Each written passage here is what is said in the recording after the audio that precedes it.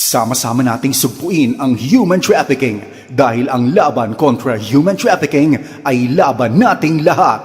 Kalayaan at katarungan, ipaglaban! Buenos dias a todo, maayong buntag sa tanan, assalamualaikum, mapagpalang Sabado naman ng umaga sa ating lahat. Kamusta po kayo? Ngayon ay araw ng Sabado at syempre pag araw ng Sabado at alas 10 ng umaga, nakakasama niyo po kami dito sa programang Kalayaan at Katarungan, Ipaglaban. Ako po si Dang Estrada. At kasama niyo po ulit si Gabriel Castor. Buenos dias rin a todo, maayong buntag, assalamualaikum. Good morning po sa lahat. Welcome po sa aming programang Kalayaan at Katarungan, Ipaglaban. Binabati ko nga pala yung mga partner barangays namin para sa proyektong ito, yung laban kontra human trafficking. From barangay, all the way from barangay Tagasilay, barangay Bolong, barangay Manikaan, barangay Boalan, barangay Camino Nuevo, Umaga, Tetuan, barangay Mampang, barangay Santa Catalina, Sinunok, Kawit, San Roque, and Santa Maria. Yun po. Pero may mga incoming barangays pa kami at nga. Yan yung first batch. Batiin natin yung mga incoming. Pwede ba? Pwede ba batiin yung mga incoming? Pwede po yung mga incoming natin. Kasi this week ata or next week baka magkikita na naman kami sa barangays. Ayan, batiin barangay na natin. Barangay Labuan, Barangay La Paz, Barangay Tulungatong, Barangay Ayala, Kalarian, and Barangay Malagunay. Maraming salamat. Magandang araw po sa inyong lahat at tumutok lang ng patuloy. At kung wala man ang inyong barangay dyan, binabati natin ang 98 barangays ng Zamboanga City. At ganun din yung mga listeners natin sa Basilan, Sulu, Tawi-Tawi at maging sa mga coastline ng Malaysia at Palawan. Mga coastline din ng Sultan Kudarat. Ayan, magandang Sabado ng umaga po sa inyong lahat at dalangin namin na nasa maayos po tayong kalagayan. Kuya Gab, kamusta ka naman? Kamusta ang mga pagbisita sa mga barangay? At meron pa bang energy? Kamusta pala? Kasi di ba syempre may COVID tayo. So ano yung mga nagbago tuwing bumibisita kayo sa mga barangay? Alam niyo, atadang medyo na limitahan, no? Kasi simula nung nagka-COVID kasi tayo, nag-iba kasi yung paraan ng pag-implement namin sa mga activities namin. From face-to-face, nag-shift kami into virtual trainings. So maganda siya kasi ngayon kasi yung karaniwang problema ng mga magulang is yung module ng mga anak nila, yung mga online meetings ng mga anak nila. So doon sa mga nangyaring virtual trainings namin, medyo nabigyan namin sila ng refresher course kung paano gumamit ng Google Meet. So isang magandang may positive na na nangyari kahit na nagka-COVID tayo. Yung implementation changes na. Ayan. So ingat Kuya Gaba sa mga biyahe at sa mga ginagawa sa community. At hindi nga tayo napipigil nitong COVID. At kahit sa tingin natin minsan stumbling block, pero tayong mga Pilipino at sa tulong ng ating Panginoon ay nagiging stepping stone natin. Yung mga hadlang at balakid at kahit ang COVID, meron pa rin hatid na advantage. Marami tayong natututunan and hopefully, siyempre, panalangin natin na matapos na talaga itong COVID problem natin, itong pandemya. Pero wag natin kakalimutan yung mga natututunan natin, yung mga lessons na hatid niyan. So ngayong umaga, Kuya Gab, ano bang maabangan ng ating mga listeners? Anong topic natin? Baka kailangan nila ng lapis. Ako meron akong lapis at papel tuwing nagpo-programa tayo. Kasi ako mismo marami akong natututunan. So ano bang pag-uusapan natin this morning, Kuya Gab? Yes po. Kung naalala nyo, yung natin, no, yung focus talaga natin is human trafficking. Ngayong umaga naman, pag-uusapan natin kung ano nga ba yung ibig sabihin ng red flags. Kasi yan yung karaniwang Yan yung parang yan yung una mong dapat malaman bago gumawa ng rescue. So ano nga ba yung mga senyales? Ang ibig sabihin ng red flags is yung mga senyales na ang isang tao ay biktima ng human trafficking. So mamaya, speaker natin, magbibigay siya ng mas malalim na kaalaman tungkol sa kung ano nga bang ibig sabihin ng red flags at ano nga ba yung mga common signs ng isang tao ay biktima ng human trafficking. Kumbaga warning signs. Kumbaga pag nakikita nito yung mga signs na to, uy, parang mag-check ka, uy, ito, mukhang biktima to ng human trafficking nga. So ano yung pwedeng gawin din? Alright, so abangan natin yan. Kuya Gab, i-welcome na natin ang ating guest for this morning. Yes po, makakasama natin ulit yung nag-discuss sa atin ng drivers of human trafficking.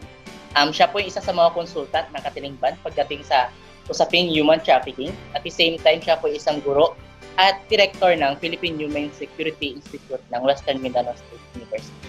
Malugod ko pong pinapakilala si Dr. Marcelina Carpizo. Good morning, Dr. Carpizo. Welcome po ulit sa ating programang Kalayaan at Katarungan Ipaglaban. Good morning, Miss Dan, and good morning to our radio listeners.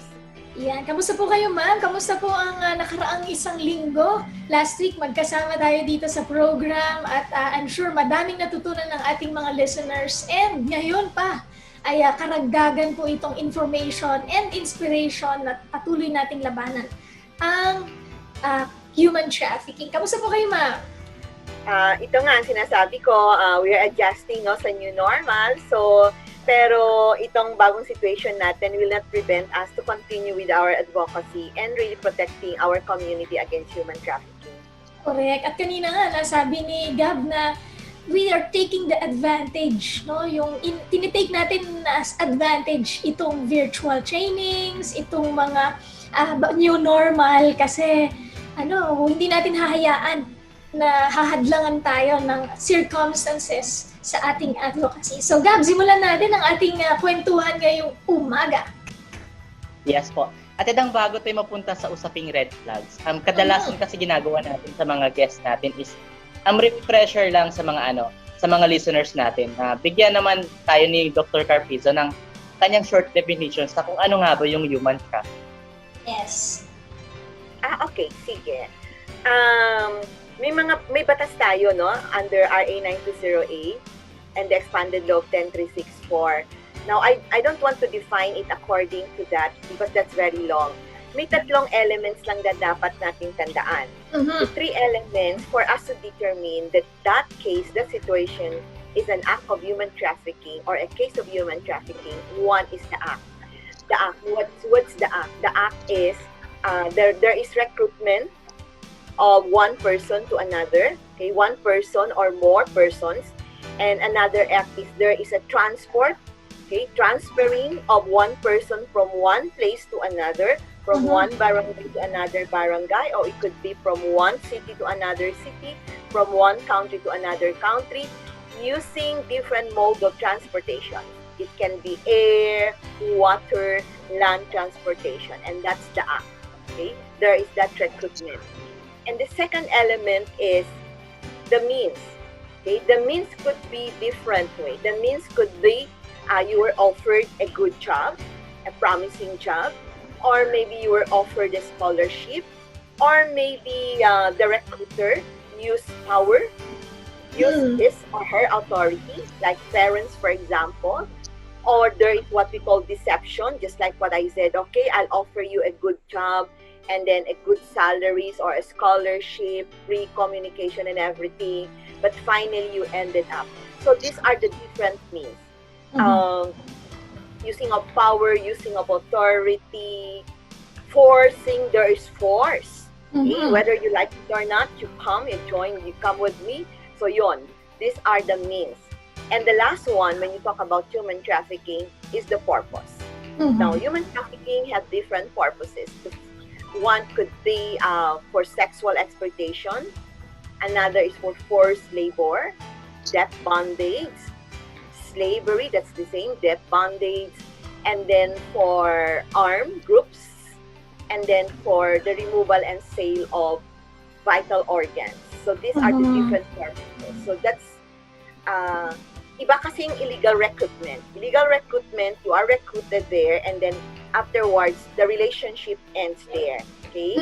Pero iba kasing human trafficking, it's more than that. It's more than that. Okay? You are recruited illegally maybe, but then more than that, when you reach the area, there are more exploitations done to you. So, tatlo lang yung dapat nating tandaan. The act, the means, and the purpose. However, I would like to emphasize that when the victim is a child or below 18 years old or even above 18 years old, but they are, with some persons with disabilities, no? Okay, with special needs, still they're considered a child. The second element, which is the means, is not acceptable. Okay. Yun po. Ano pong ibig sabihin nun, Dok? Ano pong ibig sabihin nun na not acceptable? I mean, it cannot be used by the perpetrator as an excuse, and the law will not consider that. For example, here is a 17-year-old who was trafficked, and then the trafficker will say, well, she agreed to work in the bar and perform sexual, activities. Now, since this child is 17 years old, under that law, hindi siya pwede. Whether, in short, whether she or he was forced or not, whether voluntary or not, still, it's considered trafficking. Dahil bata na siya. Doktor, meron pa po akong additional question doon. Kasi sabi niyo po, transport. Saan po pumapasok doon yung mga online?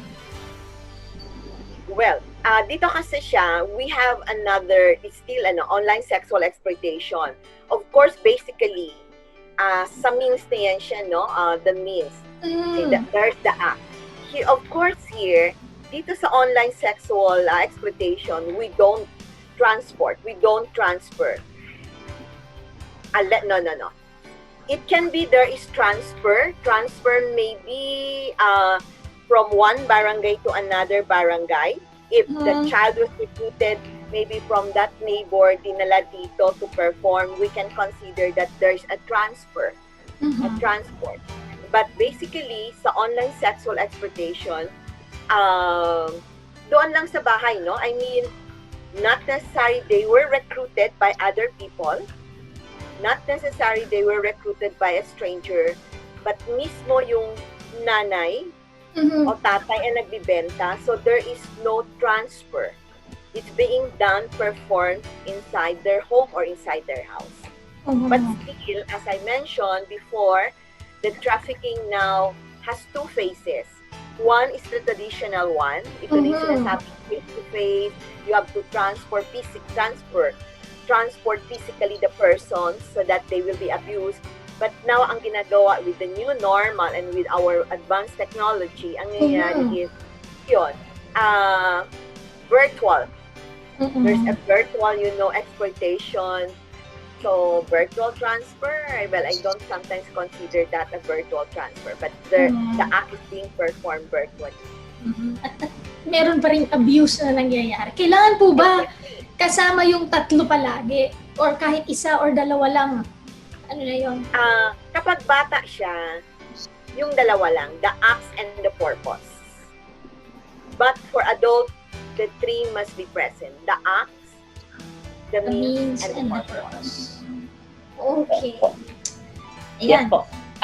Ate Dang at saka Doc, mahalaga na binigyan natin sila ng clear understanding sa kung ano nga ba yung human trafficking. Correct. Kaya naman para sa mga listeners natin, mahalaga rin na paano ba nila matutukoy na isang tao, isang biktima na ng human trafficking. So Doc, ano nga ba yung definition ng red flags? At ano nga ba yung mga different forms of red flags na or signs na makikita natin upang mabigyan natin ng ideya yung mga tao na ang isang tao ito ay isang biktima na ng human trafficking or possible na biktima na ng human trafficking. Okay. Thank you, Gabs. Napakahalaga kasi aside from knowing what is human trafficking, may mga warning of dangers. So pag sinabing red flags, these are warnings of dangers, that there are dangers. It could be that they are victim of trafficking, or could be a sign that this group or persons are vulnerable of trafficking. So these red flags, sometimes people say, well, we become paranoid because of these red flags. But it's also good to know what are these red flags or what are these warning signs, the warning or the signs we're in for us to be helped also to protect our own family and our community. Well, this is not the one I will be sharing now doesn't mean that this is it really. These are just some of the red flags that we usually share whenever we conduct trainings, capacitate our, our stakeholders. One is, maybe in a community you come up with 2 or 3 persons and then they bring along with them a lot of luggages and then we'll rent a room or maybe for a house just for a couple of days. So, I'm not saying that agad-agad, you say, "Oy, baka biktima ito ng trafficking." But this is a warning sign, a sign for us already that let's investigate. Let's check. Okay? Renting a room for 2 days or 3 days only at ang daming mga dalang bagahe. Saan kaya ito? Ano kaya ito? Okay? That's one. Okay? However, nagbago ang modus operandi ngayon. Okay? Some will just bring a knapsack because nalaman na ng mga security sectors, ng mga partners, pag maraming bagahe na parang 1 taon kang hindi uuwi, ibig sabihin yan, malayo ito, baka long distance ito, ang travel, or you'll be staying that long. Pero ngayon, backpack na. And then still, yung nagpaparent ng room, nagpaparent ng bahay or apartment, you have also to consider, better check. Okay? Ano ba talaga? Don't always think, ay pera na ito, I don't care whether, no? Katulad nung nangyari last time, I will not mention the barangay, they rented one apartment dito sa isang barangay, no? Yun, nalaman pala, they were trafficked from from Luzon and then waiting for their travel to Sabah, Malaysia. So, kasama pa din yung may-ari ng apartment or ng bahay. So, isa yun po na natin. And then another one is, this person is not holding his or her document. Somebody is holding her documents like IDs, passports. Oo. So, bakit? Parang, di ba dapat when you own it, dapat ikaw maghahawak niyan, no? Kung legal naman, dapat ikaw mahawak. So, you might be wondering, so parang very alarming. Pwede ba makita yung ID mo? Kuya, yung ID ko daw. Bakit si kuya naghahawak ng ID mo? Yung passport number mo, kuya, yung passport ko daw. So, that's yung nag-isip, diba? So, titingnan mo din yan. Another is, yung victim do not speak for himself or herself. When there are questions, for example, yung nangyari nga din sa airport na tinatanong, taga saan kayo? Instead na ang sasagot ikaw, somebody will be talking or will be answering for you. Okay? So this is something that you have also to look into. Why is it that this person is not allowed to answer your question? Halimbawa, pupunta sa isang barangay, magre-rent ng bahay, tatanungin mo, o taga saan kayo? Yung babae nakatingin lang, and then, for example, iba ang sasagot. So, ito isang red flags, no? And then, whenever we see people, or maybe yung kaduda-duda din, yung face kasi nila, no? They are new, if they're hiding something, sometimes, ito yung very anxious, fearful, and paranoid. So, magdududa ka, if this person is not hiding something, bakit very anxious siya? Bakit parang may kinakatakutan siya? So, these are warnings. I'm not saying that all of those people, no, who are fearful, who are paranoid or anxious are victims of trafficking. But this will somehow give us a warning sign. Bakit kaya? Baka may problema, may kinakatakutan. So, we should not ignore this also. And then when you talk to the person or to this group of person, you talk to them. Usually when we talk to them, the best way of talking to people, the right way of talking to the people is to have an eye-to-eye contact. Meaning, you are very interested to the person and you are interested to listen to what he or she is talking. Ngayon, minsan pag kinakausap natin itong mga may mga sometimes biktima ng trafficking or perpetrators, they avoid eye-to-eye contact because we can see really if the person is sincere, nakikita talaga natin yung sincerity sa mata. So yun, no? Although, naintindihan ko din, I always emphasize this, in some of our culture, talking eye-to-eye contact could be a taboo or maybe a show of disrespect, lalo na pag babaeng kausap mo and then lalaki ka. Pero iba naman yung klaseng eye-to-eye contact, yung medyo malisya na siya, no? Iba naman yun. And then another is, there is, when you talk to the person or maybe you observe this person, there is tearfulness na parang lumuluha siya. Taga saan ka? Saan ka pupunta? At yan lang po. Nakikita mo sa mata, if only maybe she or he can say, please help me. Maybe that person will do that. Okay? Just like yung nasabi ko doon sa Clark Air Base, sa KL, sa airport, very evident talaga yung red flags na anxious siya, tinitingnan niya, tapos yung mukha niya, tapos yung mata niya, kaya nung nilapitan ko, agad-agad niyakap ako is because yun pala. She's a victim of trafficking and she wanted to go back, escaping yung perpetrator na andoon. And then, another is very physical, evident, very visible, is the physical bruises. Okay?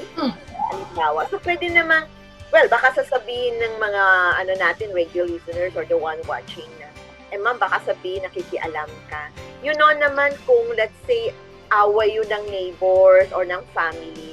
But for example, you are in the downtown and then while waiting for a tricycle and then you saw this child maybe or a young woman na nag-aantay ng tricycle din, nakikita mo yung mga descriptions, the one I said, and then may mga bruises, may mga pasa. So maybe, so pwede mong tanungin, excuse me po if you don't mind, ano nangyari sa'yo? Natumba ka ba? Yung parang ganun lang, no? Baka I can help. So somehow siguro, these traffic victims felt na, there is somebody I can share maybe. Baka sabihin, oo kuya, pwede tulungan niyo ako kasi ganito, ganyan. So, this is another, so yun. And then, another is, well, you want to buy something. You are hungry maybe. Tapos, every time huhingi ka doon, kuya, tito, pwedeng hingi ng pera, hindi ka naman baby, di ba? You can always hold your money. So, kaya na. So, if there's somebody controlling your finances, okay, and then, if you need something, from time to time, humihingi ka, kahit na pambili ng ice water, humihingi ka. So, maybe it's a red flag already. Maybe, pwede nating tanungin. But it doesn't mean it's true to all, but that can be a sign na pwede. Kaya maybe kino-control because the reason why their finances being controlled is because they don't want, the traffickers don't want na itong mga victims ay makaka-escape. Wala silang hindi sila bibigyan ng sweldo, hindi sila bibigyan ng pera. Katulad ng isang case namin long time ago, sa Marawi. They cannot escape because they don't have salaries.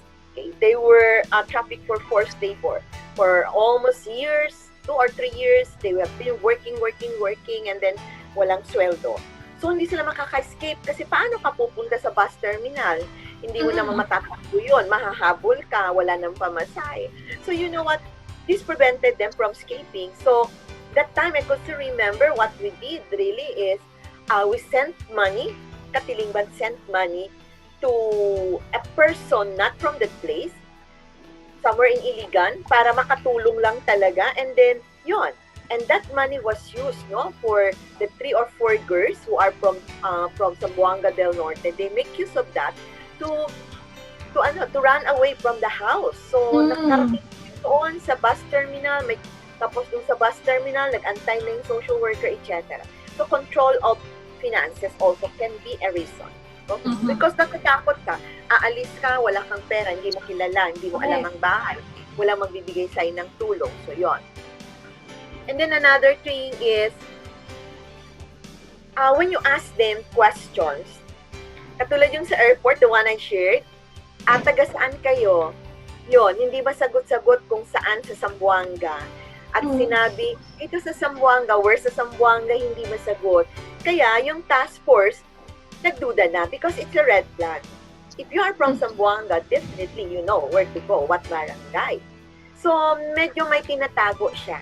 Hindi parang ayaw nilang sabihin saan mismo talaga sa Zamboanga. At very limited yung sinasagot niya. It's the other person who is answering lahat ng mga tanong. No? And then suddenly, sinabing, sa Ipil kami. So, sabi nila Zamboanga, ngayon Ipil na naman. So, kaduda-duda, di ba? And then, yun, another red flag is inconsistency of telling the story. Iba-iba. Katulad ng sinabi ko, I'm from Zamboanga. Ay, hindi pala, taga-Ipil pala kami. Or let's say, when, ilang taon ka na? 70, because you are telling the truth.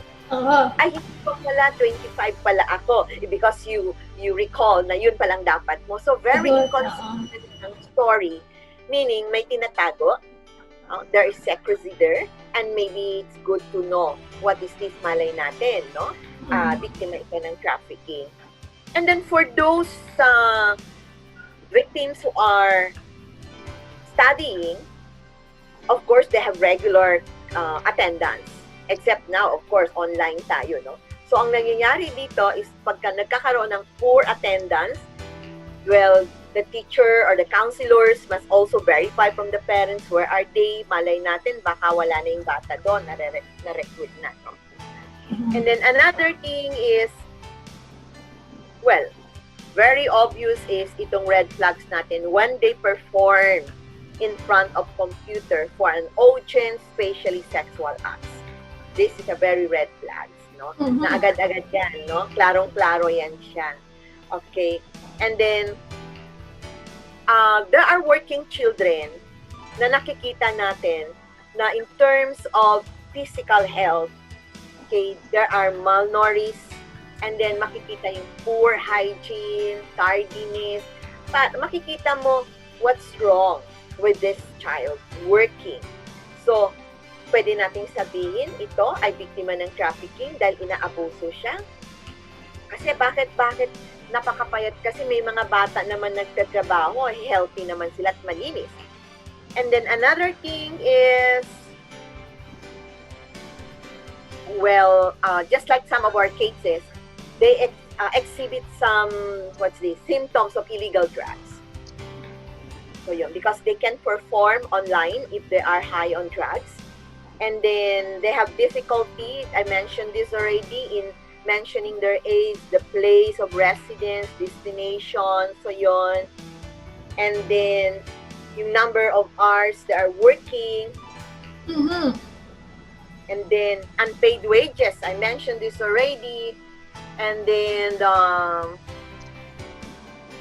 holding falsified documents. So, dapat maano natin ito, matrace natin ito, no? And then, they have a sexual online profile on social media sites. So, of course, this is very difficult. It's only those experts ang nakaka-explore nito. But who knows, somehow, baka we will bump things like this. So, this is a red flag. So, already, makakilala natin yung tao na yon na ganito, no? So, ang nangyayari na yon, baka pwede siya maging can be considered a red flag for trafficking. And of course, other red flags could be those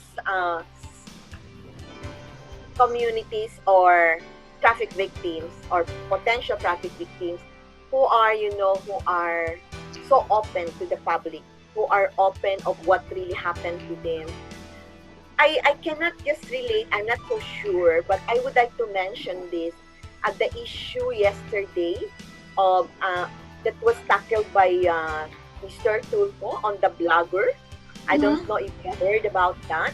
I was just concerned about the lady who was saying that she did everything, even though it's against her will, because she wanted her boyfriend, no? To really, she wanted to, to impress her boyfriend. She wanted to follow her boyfriend, although it's against her will. although according to the lawyer, it falls under RA 9262, the Violence Against Women and Children. Pero hindi na kasi siya child, but still nakikita ko pa din. Hindi niya kasi, she didn't explore or she didn't explain more about what kind of things that she did which is against her will. But if I'm going to interpret it, maybe was there a sexual acts that against her will that she had to do this? Kasi ang sabi niya, masakit ng katawan to, ginawa ko ito, and so on and so forth. So, these are some signs of red flags. So maybe if only Mr. Tulfo or the rest maybe ask, paano ba ito nangyari, ano ba, no? Tapos, binabayaran sila they earn a lot of money para ang minimum income nila is 500,000. Ganun ka, no? So, I mean, pwede siyang tingnan, who knows, those might be a red flags, na hindi lang siya RA 9262 but could be also an online sexual exploitation, no? So maybe she's not a child already, but still it's a cyber sex crime. So far yun lang ang kaunting bagay na pero napaka-importante na minsan we don't take good care, we don't really put attention about it, but sometimes it's a sign na ito pala nakakatulong. Correct. So, magandang, kumbaga pa, equip tayo sa mga being observant, no, sensitive sa mga nangyayari sa atin, lalo na kung halimbawa nasa pantalan tayo or nasa bus station or nasa airport, hindi ba? So, nakikita natin sa paligid natin, parang may something wrong. So, pwede kang humingi ng tulong sa authorities kung hindi ka masyadong equipped or kumbaga sabi nga natin palagi na sinasabi dito, break the silence. Kumbaga na magsalita tayo, makialam tayo, pero yun na nga kailangan with sensitivity kasi baka mamaya lumabas talaga na nakikialam tayo, pero wag naman din tayo na bystander.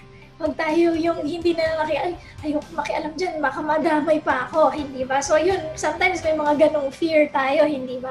So, Kuya Gab, ako, talagang hitik na hitik at punong-puno itong ating kwentuhan palagi tuwing Sabado. Pero magbe-break lang tayo saglit, hinga tayo, tapos ipagpapatuloy natin tong usapan. Kasi may mga, habang nagkukwento si Doktora kanina, meron din ako mga notes na mga questions. So, tatanungin natin yun sa ating pagbabalik. Kuya Gab? Yes po. Mamaya tadang pag-uusapan rin natin kung ano nga ba yung pwedeng gawin ng mga listeners natin para tulungan nila tayo pagdating sa laban natin, sa laban kontra human trafficking. Correct. Kasi lalo na kung may makita nga sila na red flag, ano yung mga dapat gawin? Baka hindi pwedeng sugod lang ng sugod, hindi ba, Doktor? Yes. So kailangan matalino din kung paano tayo mag-strategize kasi baka nga biglang may operation pala tapos naunahan mo, naku, delikado yan, hindi ba? So, paano ba yung mga dapat gawin? Okay, sa pagbabalik yan ng ating programa, Kalayaan at Katarungan, Ipaglaban. Dito lang sa 1116 DXAS, Radyo Komunidad. DXAS 1116, de ustedes Radio Comunidad. Kalayaan at katarungan, ipaglaban. Ang laban kontra human trafficking ay laban nating lahat.